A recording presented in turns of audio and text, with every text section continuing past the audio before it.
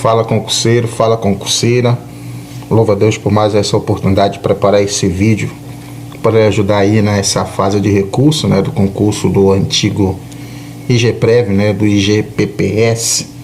Então aqui na prova de nível superior tem duas questões passíveis de recurso, certo? Aqui eu vou te explicar o porquê, te dar mais ou menos uma noção para lhe ajudar, para você saber mais ou menos. Claro que aí fica a seu critério, né? Então tem gente que, por exemplo, de repente acertou a questão, não quer entrar, enfim, tá? Então vejamos.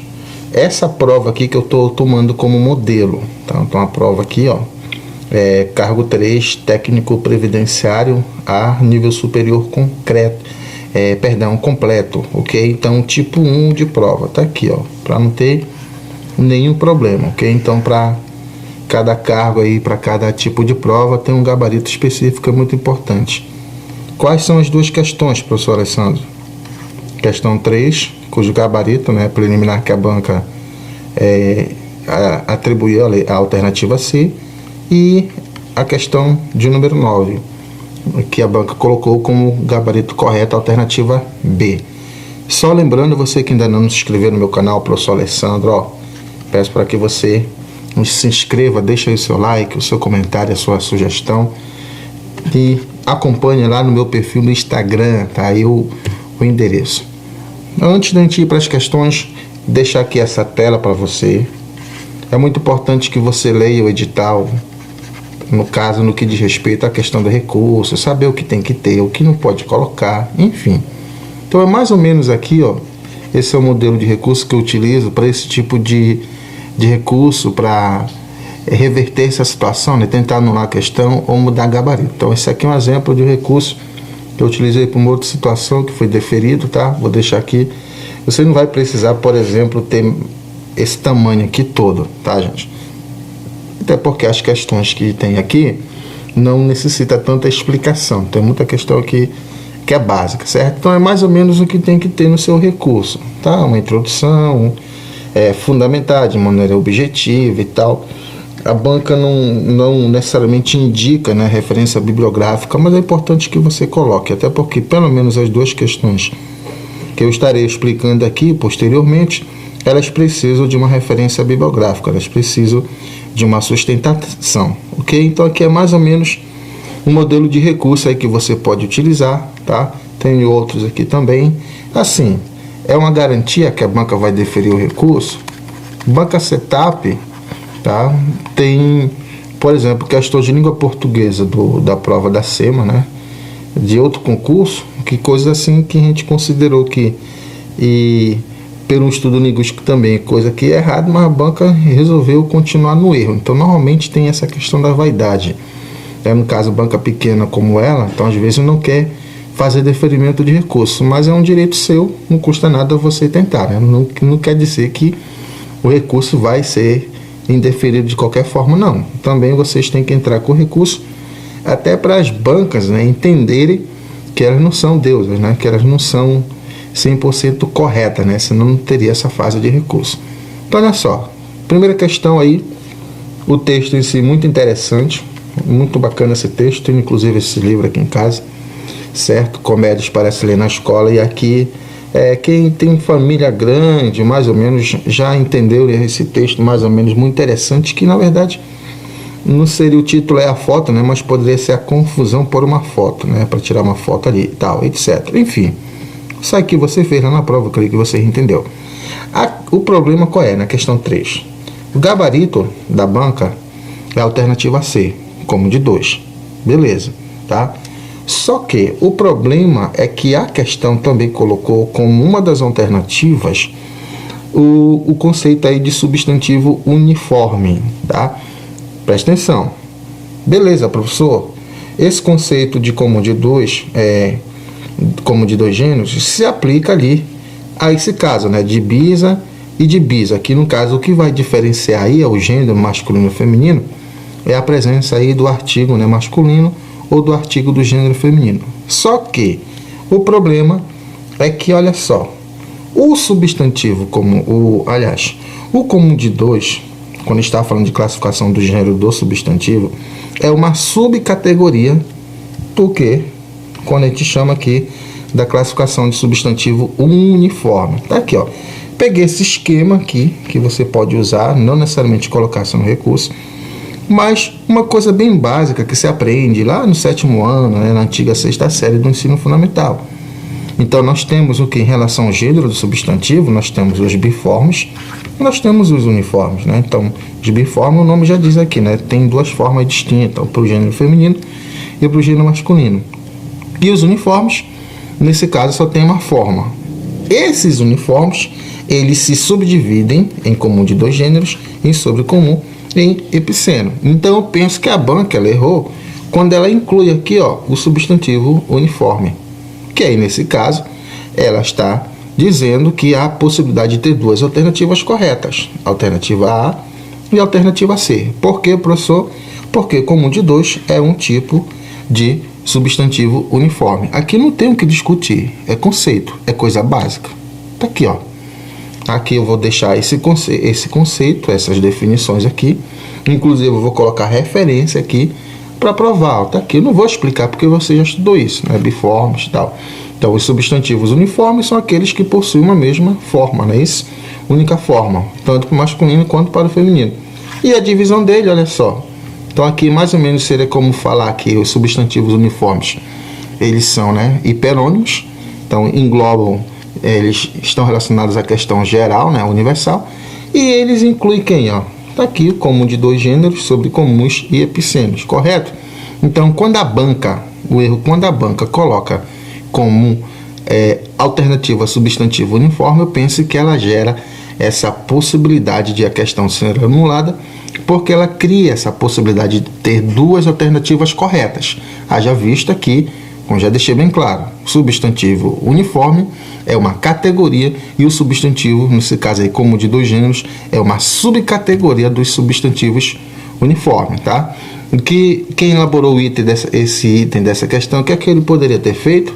Colocaria outra coisa ali, por exemplo, substantivo concreto, por exemplo, só para algo totalmente, né, sem relação nenhuma, uma coisa errada, como outras bancas fazem, mas evitaria esse tipo de ambiguidade nessa questão, tá? Tá, eu entendo que a banca pode querer alegar, não, porque substantivo uniforme é uma categoria e tal, e etc, por utilizar isso como recurso, né, desculpa para indeferir, mas vamos usar a noção aqui, ó. Então, quando eu digo bisa e essa questão, é exatamente o conceito de comum de dois gêneros.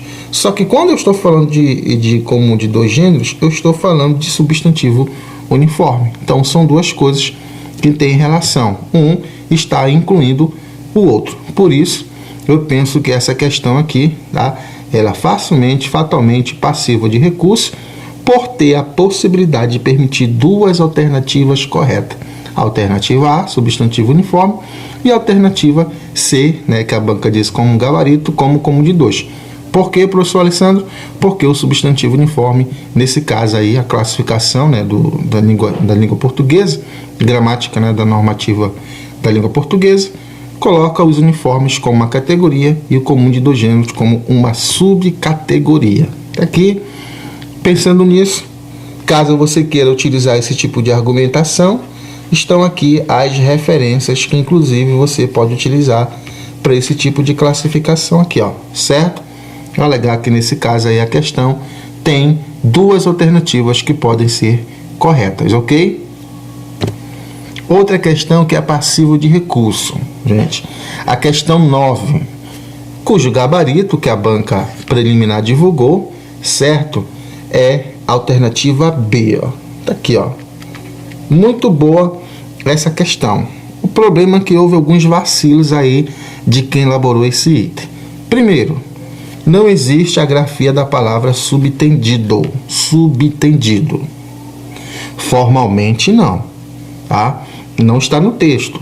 Alguém colocou aqui. Existe a grafia da palavra subentender, ou seja, subtendido, certo? Mesmo que eles usem outro livro, ou por exemplo, um site de internet que tem a palavra subtendido, o sentido de subtendido, da forma que a banca colocou aqui, não tem nenhuma relação, não pode ser nunca um sinônimo, por exemplo, de obscuro ou muito menos de implícito, correto? Então, a princípio, a banca ela já erra na questão de grafar aí de maneira incorreta a palavra subentendido, ok? Não vou discutir a questão da letra B, o verbo ali nessa situação ele ficou como intransitivo porque ele, nesse caso, tá, ele tem um sentido, aliás, ele não tem um sentido completo, ele precisa de complemento, eu fico, o que, né? No caso lá, o senhor, implícito, então ali o verbo ele nesse caso aí, ele não é intransitivo, o implícito completa o sentido dele, beleza? Não vou discutir isso aí não. Só que a questão, ela abre a possibilidade de ter duas alternativas incorretas.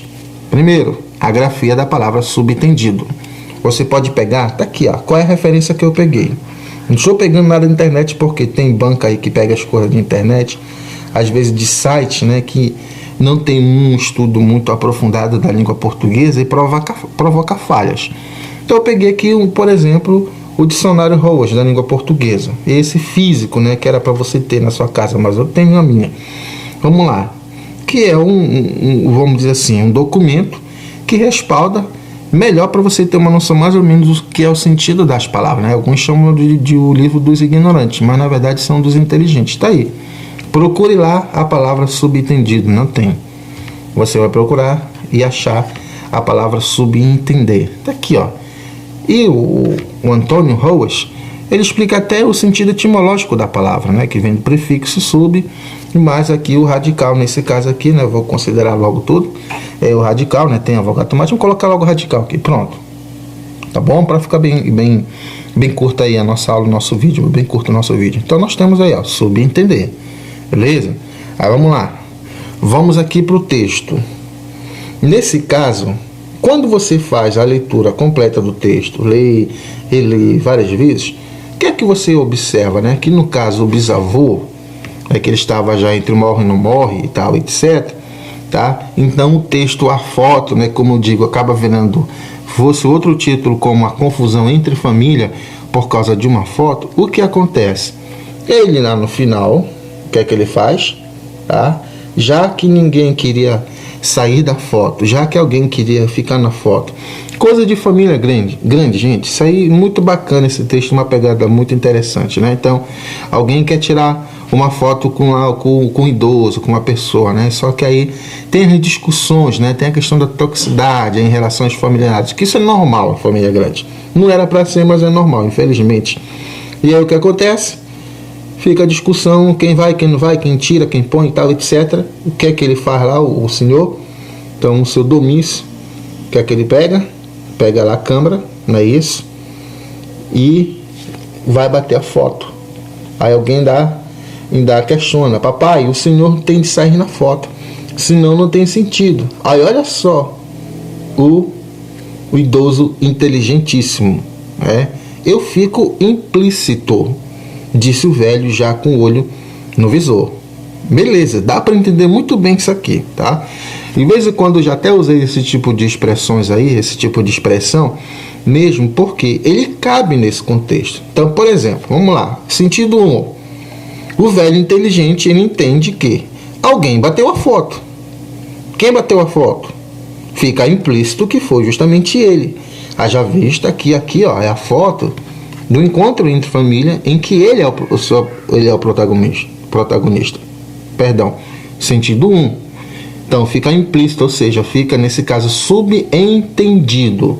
Pode ser um sinônimo, tá? Até aqui, se a escrita da palavra subentendido estivesse correta, aceitaria a alternativa, por exemplo, A como correta. Só que como está subentendido, motivo 1, grafia incorreta.